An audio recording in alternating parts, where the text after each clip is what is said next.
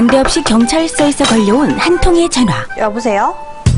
네, 영등포 경찰서 수사과장 안찬수입니다. 이선영 씨 계신가요? 네, 전데요. 중국 조직원들에 의해서 사기 사건이 발생했습니다. 네, 선영 씨 계좌가 여기 이용된 것 같아요. 지금 이선영 씨가 공범일 수 있기 때문에 지금 기본 조사하는 거고요. 당연히 억울함을 호소한 그녀에게 형사는 한 가지 대책을 알려줍니다. 일단은 공범은 아닌 것 같고 이선영 씨 근데 개인정보가 사기범들한테 유출됐을 가능성이 아주 높습니다. 지금 그 계좌에 있는 돈을 모두 각각 안전계좌로 이체시켜야 합니다. 개인정보가 유출되었다는 말에 불안해진 선영 씨는 바로 형사가 불러준 계좌로 돈을 이체시켰습니다. 그런데 몇 분 후 선영 씨는 경악합니다. 입금 이후부터 계속 통화가 되지 않는 형사. 최근 경찰과 검찰 같은 공공기관을 사칭한 그녀는 보이스피싱을 당한 것입니다. 보이스피싱이란 전화로 상대방의 개인 금융 정보를 알아낸 후 이를 범죄에 이용하는 전화 금융 사기입니다. 날이 갈수록 범죄 수법이 진화하며 피해자가 늘고 있는데요. 시간을 돌려 처음 전화가 왔던 때로 돌아간다면 그녀는 여보세요? 어떻게 행동해야 할까요? 지금 그 계좌에 있는 돈을 모두 각각 안전계좌로 이체시켜야 합니다. 선영 씨가 몰랐던 건 어떠한 경우에도 경찰은 계좌 이체를 요구하지 않는다는 사실. 경찰만이 아니죠. 금융감독원입니다. 검찰청 수사관입니다. 용산경찰서입니다. 계좌번호가 어떻게 되시죠? 비밀번호를 알려주셔야 됩니다. 지금 즉시 계좌를 이체하셔야 돼요. 만약 여러분이 이런 전화를 받는다면 분명 보이스피싱.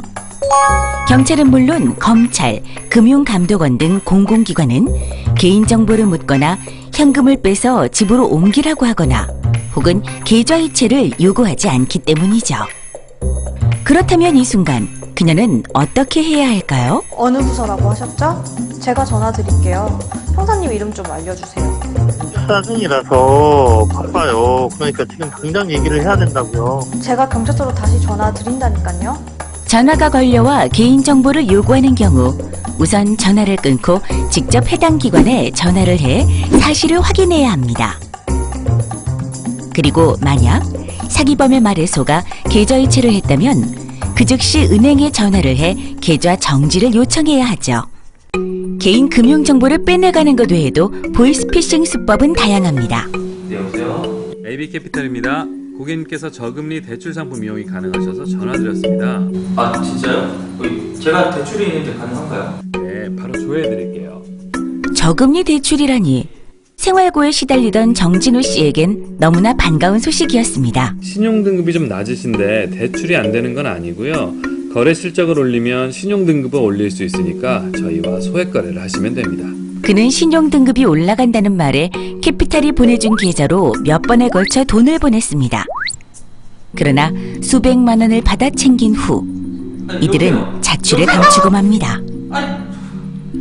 보이스피싱 범죄는 최근 들어 이렇게 급전이 필요한 서민을 대상으로 하는 대출 빙자형 보이스피싱으로 전환되고 있는 추세.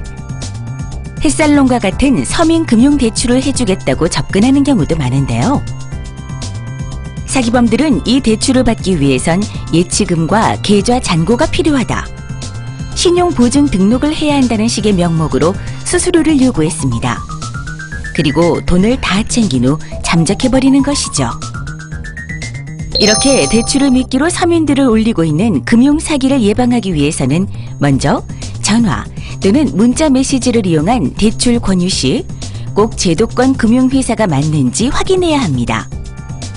금융감독원의 금융소비자 정보 포털 파인 등에서 제도권 금융회사 여부를 확인한 후 꼭 공식 전화번호로 담당 직원의 재직 여부를 확인해야 하는 것이죠.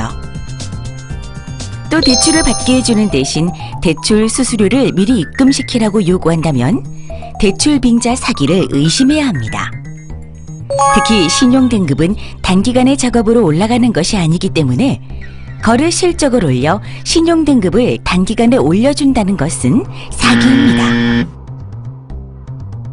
만약 의심스러운 부분이 있다면 다음 질문에 답을 해보는 것도 좋은 방법.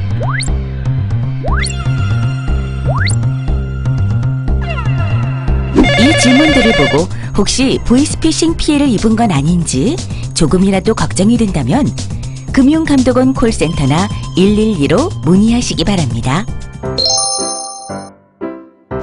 퇴근 후 느긋한 한때를 보내던 진수 씨는 오랜만에 전 직장 동료의 연락을 받았습니다.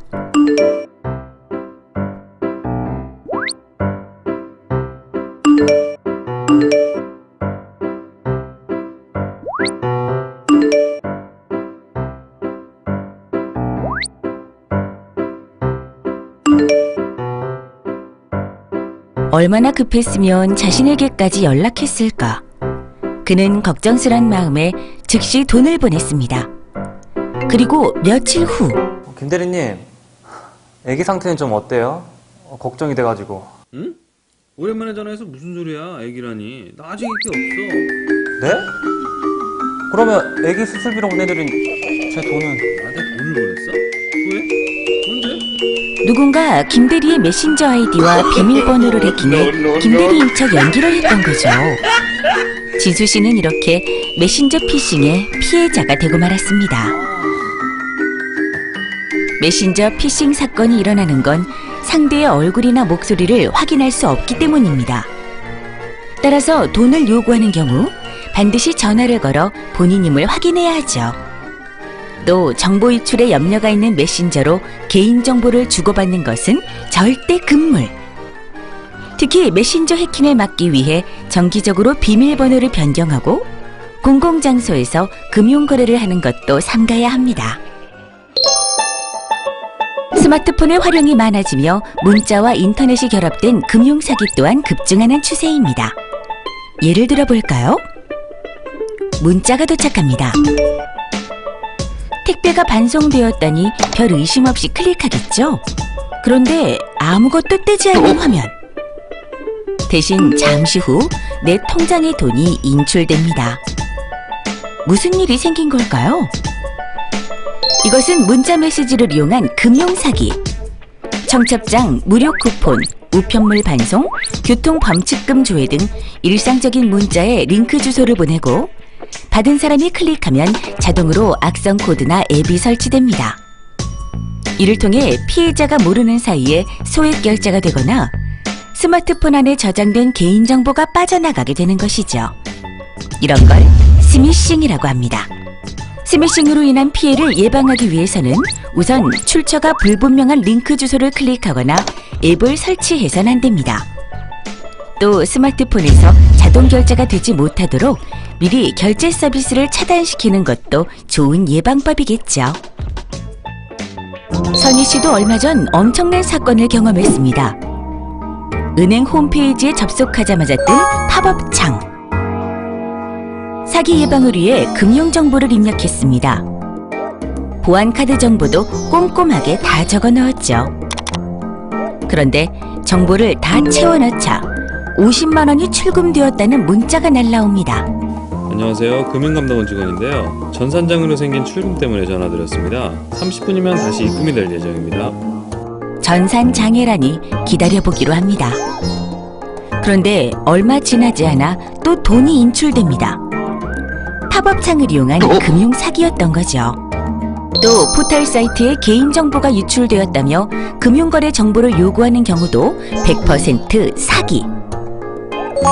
이렇게 이용자가 정상적인 홈페이지 주소로 접속해도 팝업창 등을 이용해 가짜 사이트로 연결하는 금융사기 수법을 파밍이라고 합니다. 그렇다면 진짜 사이트와 가짜 사이트는 어떻게 구분할 수 있을까요?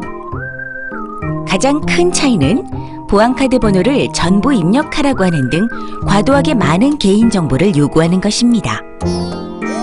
이런 파밍 사기의 피해를 입지 않기 위해서는 잘 알지 못하는 이메일은 열어보지 않고 바로 삭제하거나 보안카드 등의 비밀번호를 자주 바꿔주어야 합니다. 만약 바이러스 감염이 염려된다면 한국인터넷진흥원을 통해 바이러스 치료를 받는 것이 안전한 해결책이죠.